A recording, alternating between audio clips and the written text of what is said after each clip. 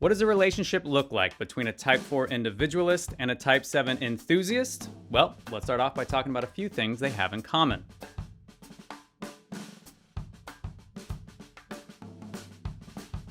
At first, the 4-7 relationship can seem like the Enneagram epitome of emotional opposites attract. And sure, there's quite a bit of contrast between these two types on the surface, but that just makes this pairing another perfect opportunity to highlight the fact that there are many foundational points of connection between every Enneagram type. Remember, the circle is the most important shape within the Enneagram, as it symbolizes that we all have each of the 9 personality types within us to some degree. Now, in sticking with the shape of the Enneagram, you'll see the first point of connection between 4s and 7s is at the Type 1 reformer via these lines of integration and disintegration. I explain this theory in my complete guides to each Enneagram type, which are linked in the description below. So I'm not going to go too deep into it here, but if I had to sum it up in one sentence, I'd say that meeting at 1 looks like both types taking action to change or improve something that just isn't quite right, which can come from a stressed out place in the 7, as that's their movement of disintegration, or a place of inspired self-discipline in the 4, as that's their movement of integration. Now, there's another Enneagram theory that highlights a similar theme for these types, which is what's known as their dominant affect.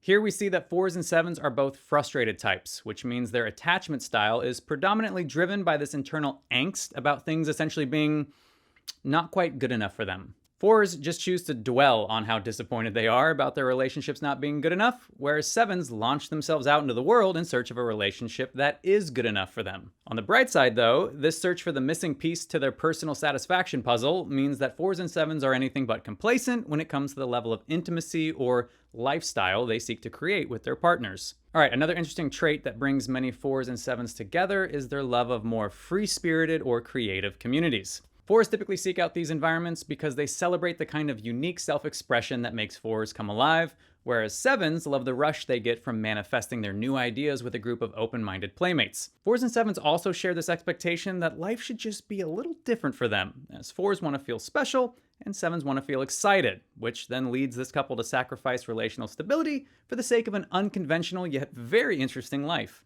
All right, those are just a few of the shared traits for 7s and 4s. Time now to zoom in on what specifically attracts the Type 4 Individualist to the Type 7 Enthusiast and vice versa.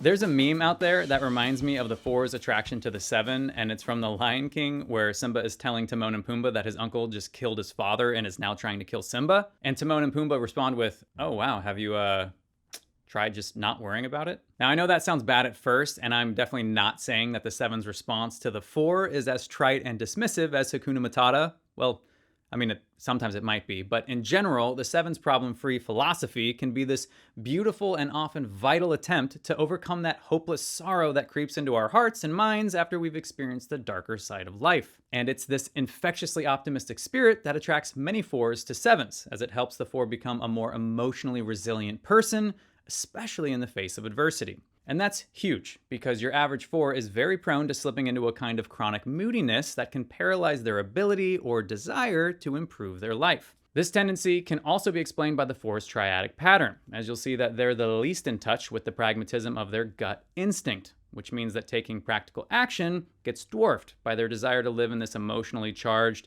imaginary world of the heart-mind feedback loop. 7s, on the other hand, take what's in their head and manifest it with the physical energy of the body, which means they're constantly providing the 4 with opportunities to climb out of that heart-head spiral and participate in some engaging, uplifting, or communal activities that bring plenty of light into the 4's shadowlands, if you will. New experiences also feed the 4's desire to have an interesting identity. So the more the 7 brings them along on their various adventures, the more the 4 feels energized by and identified with their relationship. Okay, another point of attraction for the 4 in this relationship is the 7's open-minded and non-judgmental perspective. 4s like to try a lot of different things in search of a truly unique persona, and so it's nice to have a partner or friend who will either participate in their latest obsession or just let the 4 wander off into whatever weird subculture they now belong to without making them feel ashamed or embarrassed about it. 7s are also hyper-independent people, and so the more introspective or withdrawn 4 almost never feels like the 7 is encroaching upon their physical space or creative pursuits. Okay, one last point of attraction that's huge for the 4 is the way that 7s bring a ton of passion to their relationships, which is even more true if the 7 has a strong sexual instinct. Fours often need to feel something intense to believe they're with the right person. And while that can make it tricky to cultivate a stable long-term relationship, it does help the four feel like they have something special with someone special. Okay, those are just a few things that may attract the 4 to the 7. Time now to switch gears and talk about what 7s find uniquely attractive about 4s.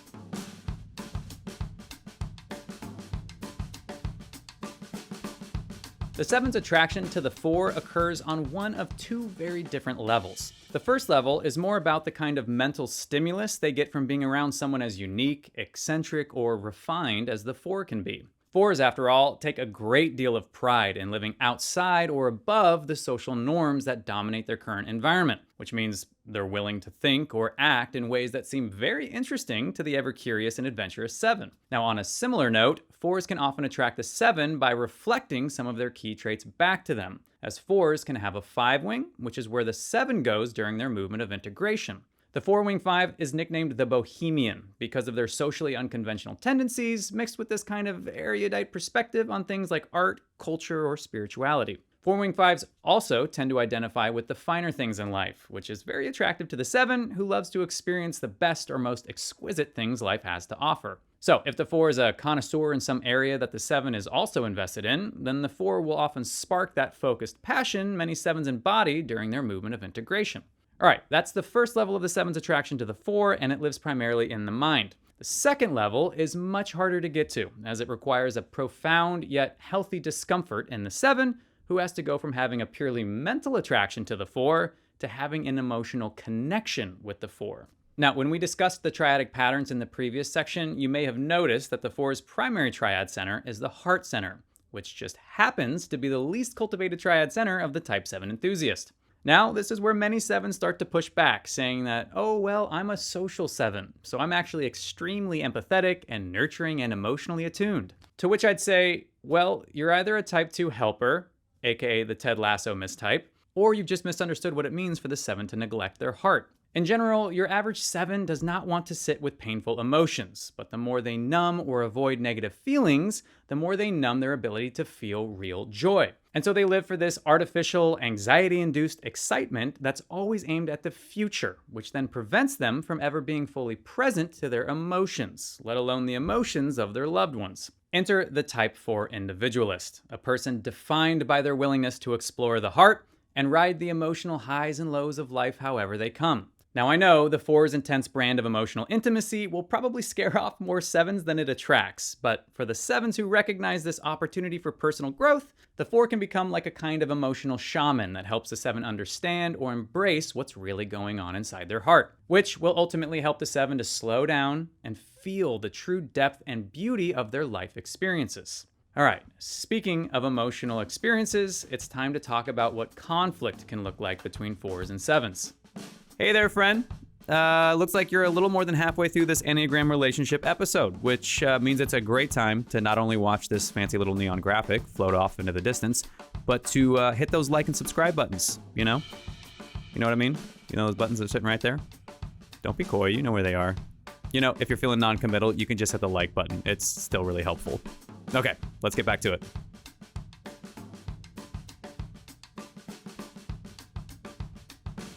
One primary reason 4s and 7s have conflict with each other is because they both have some fairly different and often unrealistic expectations about what a committed relationship should feel like. In painting with broad strokes, 4s typically want their relationships to be full of passionate romance, while 7s want their relationships to be full of exciting experiences. Now, sometimes these parallel desires can feed into each other and everything is copacetic. But over time, these types are prone to developing a deep sense of frustration with their long-term relationships, because again, that's their dominant affect, which we discussed in the opening section of this episode. This relational frustration tends to look like the 4 withdrawing into their imagination to daydream about a totally different life with or without a totally different partner. While the 7 launches into this flirtatious kind of informal speed dating where they try to get that exhilarating rush of a new relationship without actually leaving their current one. Now, if these frustrations continue to fester, the 4 will usually attempt to get the 7's attention by sulking or even getting a bit self-destructive. However, that almost never works, and in fact, it usually has the exact opposite result they'd hoped for. 7s are just not interested in relational stress or drama of any kind. So as the 4 becomes more volatile, the 7 often becomes more elusive, and they start spending more time with their friends or become enveloped in some exciting project outside the home. Much of this cycle can also be explained by the harmonic triad, which describes the general way each Enneagram type responds to painful situations. 4s are reactive types, which means they crave emotional authenticity and prefer it if their loved ones either mirror or make space for their unfiltered reactions during a stressful situation.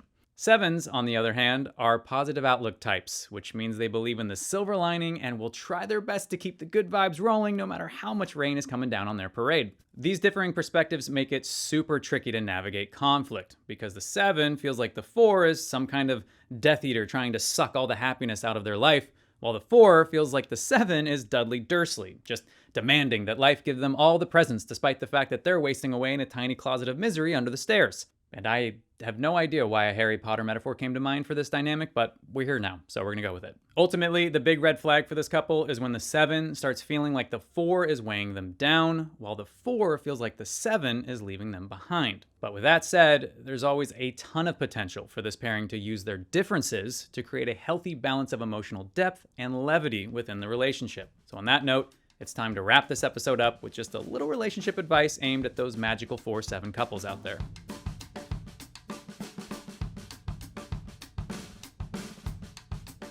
The first piece of advice I'd give the 4-7 couples out there is to try and foster a sense of rational objectivity within the relationship, especially in regards to how you handle stressful situations.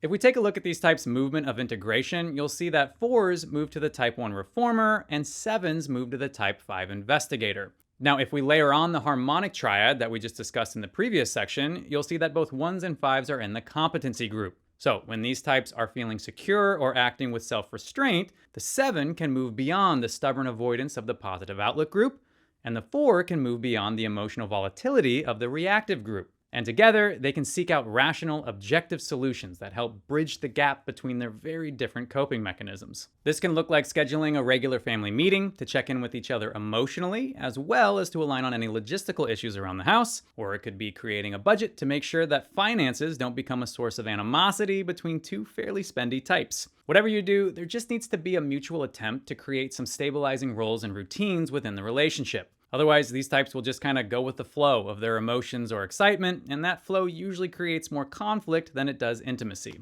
Okay, speaking of stabilizing routine, both 4s and 7s benefit immensely from having a regular practice of gratitude. And I know being grateful is like a universally beneficial practice, but for these types in particular, there's a tendency to focus on what's missing from their life, as 7s get attached to feelings of anticipation, and 4s get attached to feelings of disappointment. Now, there are oodles of different practices that could work for this couple, and together you're probably way more creative than I am. But for the sake of offering some suggestions, I'd recommend things like giving thanks before each meal, or doing a gratitude journal first thing in the morning, or taking a nighttime stroll where you can recap all the things you're most thankful for about the day. I'd also recommend choosing a practice that you can do together, because it'll not only reinforce the changes in your own individual perspective, but it'll also become a meaningful source of intimacy within the relationship.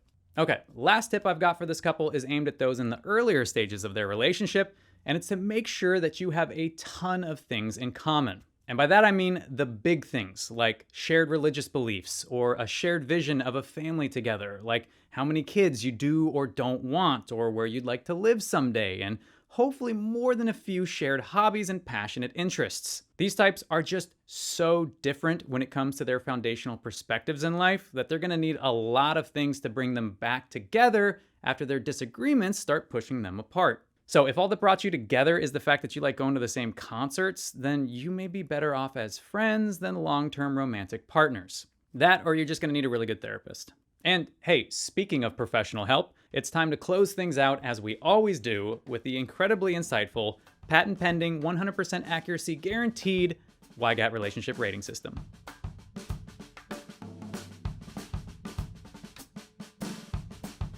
All right, first up on the YGAT relationship rating system is the spice meter. And I'd say this couple is for sure in the medium hot spice range because these are two strong personality types that bring a ton of passionate emotion and excitement to their relationships. So yeah, let's put them at about a 7 or 8 out of 10.